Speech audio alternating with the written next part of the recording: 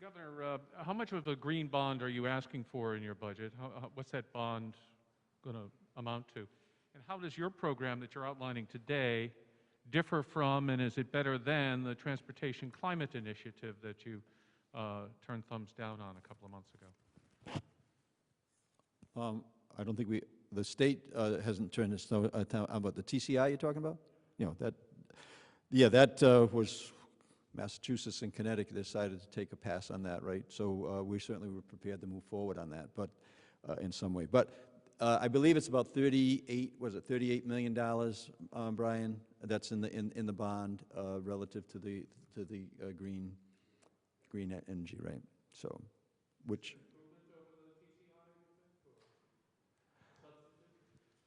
No, I think a piece of what Commissioner Ucci was talking about is going to help offset that if we're able to use that $6 million of funding that we believe could be better appropriated in that direction to continue with that. But I believe that the TCI was projecting about $19 million a year. So I think we're going to have to make sure that we want to keep pace with that we're going to have to find a way to grow our way towards that number. Yeah. All right, we've got Brian over here. Governor, a lot of this funding, $150 million, coming from one-time federal sources. ARPA is sort of this once-in-a-lifetime thing, and you're not using general revenues for any of this. Do you think there's a point in the future, given that climate change is only going to increase, where you're going to have to use some general revenues, and why not start now? Yeah, so right now, you're going to spend what's available and make it work to the best of our ability, leverage that as far as we can, and then let's see where we end up. This is off topic. Are we still staying on topic? I'm okay right now, thank you. Well said. Good. Your speech, you spoke a lot about housing. Is this going to be like a linchpin of your administration going into this legislative session? And I'm sure you were working with Speaker Shekarchi on this as well, since it's a big push for him. I think the Speaker and I are very much aligned with working on a strategy in all 39 cities and towns that address housing, as I would say, from homelessness right to fair market value and everything in between. So I think it is an important piece. That's one of the reasons why we appropriated the largest amount of dollars in the APRA funding, the federal dollars, that $1.1 billion. All right, back here to Pat. Governor, and I'm reading from the press release that you distributed. According to this, you're going to be directing the EC4, the Executive Climate Change Coordinating Council, to create an environmental justice committee which will solely focus on the issues that have impacted the most vulnerable residents for decades. Perhaps you could explain that in more detail. What type of due process? Is that going to be criminal-based, or is that what type of powers in terms of enforcement are going to be incorporated into a relatively nebulous description? Well, I don't know who takes that. I'll let this side of the team. But the idea, obviously, is spelled out that we believe that in all areas that equity and talking about the people who might be most impacted on any issue, and in this case, climate is addressed, and that's the reason putting the committee together. But Director, Terry, you might want to come to the mic though.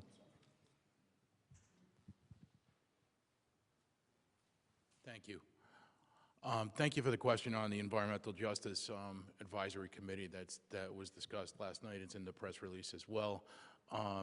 We, as an EC4, will be working to pull that together at the governor's direction. What we really want is feedback. We want input. We want to understand that we are taking strategies and taking actions that benefit all Rhode Islanders, and not just the people that show up at our typical meetings. So we want to make sure we're reaching out into all the communities. Now, you mentioned enforcement, and enforcement isn't something that's tasked to the EC4. It's typically tasked to the agencies that are part of the EC4. So for instance, I'm the director of DEM. We have certain enforcement authorities for things like clean air. When topics come before the EC4, from environmental justice groups or from other community representatives that indicate that there's a problem there, then the individual agencies within the EC4 will use their respective authorities to take those on. Just a quick follow-up. That's exactly what it could be concerning to people, that in fact the DEM will be able to expand its rather broad enforcement technique, if you will, powers into areas that are more of a social justice issue, perhaps more the purview of the Attorney General's office. Thank you. I think environmental justice is something that we all have to focus on. It's clearly an issue for DEM. It's an important issue. The governor's direction really focuses on climate justice, which has a huge amount of overlap with environmental justice.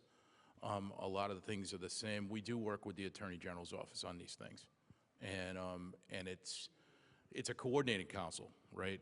So we are looking across the whole of state government to make sure we're coordinated on our approaches. And with this particular new direction from Governor McKee, we're going to make sure that we're getting the input from communities that have traditionally not been represented well in our discussions. Oh, thank you. Hi, I'm Governor McKee. Just a question. Last night you spoke about housing, and I know that you mentioned down payments for some Rhode Islanders and how that would be something that the state would be able to assist with. Do we know what some of the qualifications would be for that? I know that that's a barrier that some have faced.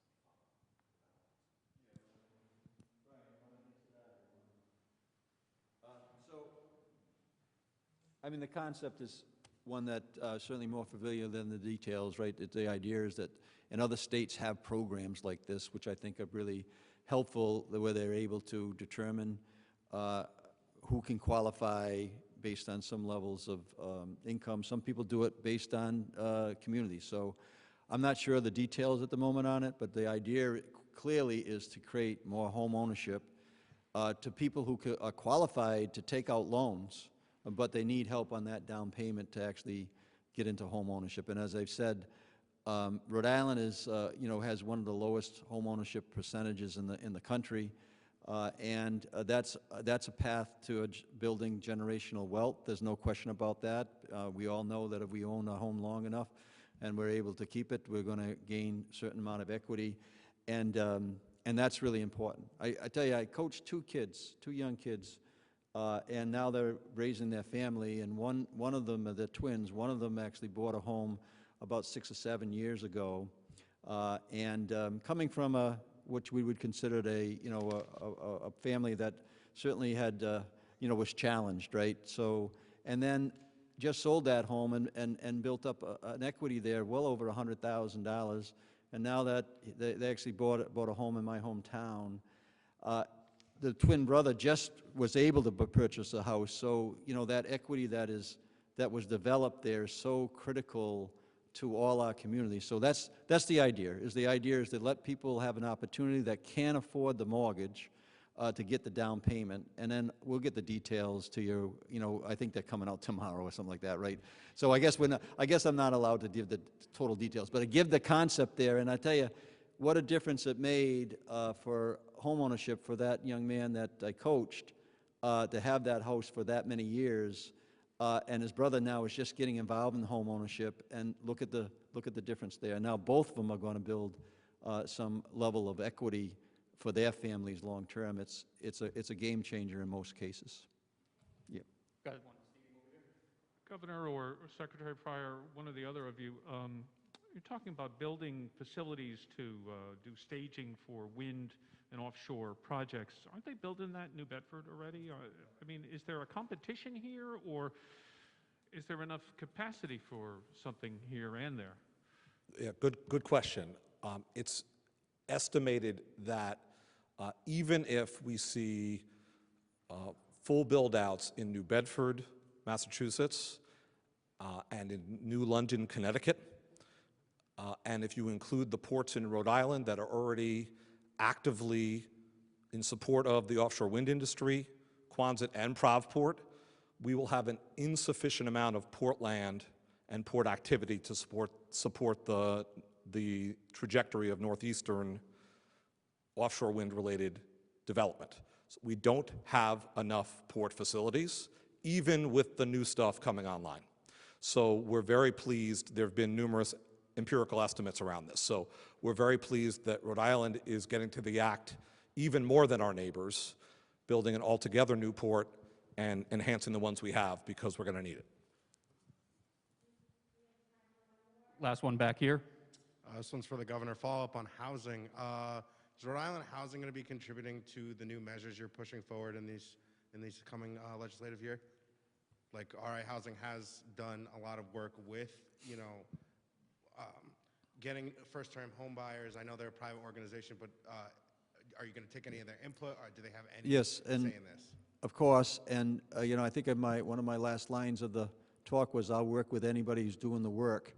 Rhode Island Housing is doing the work in many ways right now on especially COVID-related areas with the rent relief strategies and also the new mortgage strategies that are coming out in terms of those federal dollars. So we intend to work with the people who are doing the work on the ground, and anywhere where people are doing that hard work, we're going to bring them into this mix, because it's going to take an all hands on deck approach to make sure that, as we lay out the plan, and that was one of the asks in our plan in terms of request for dollars, was to create, and it was a kind of Rhode Island Foundation's suggestion, which I shared, was actually get a plan.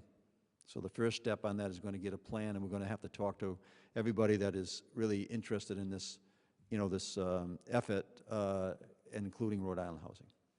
Okay. Thank you.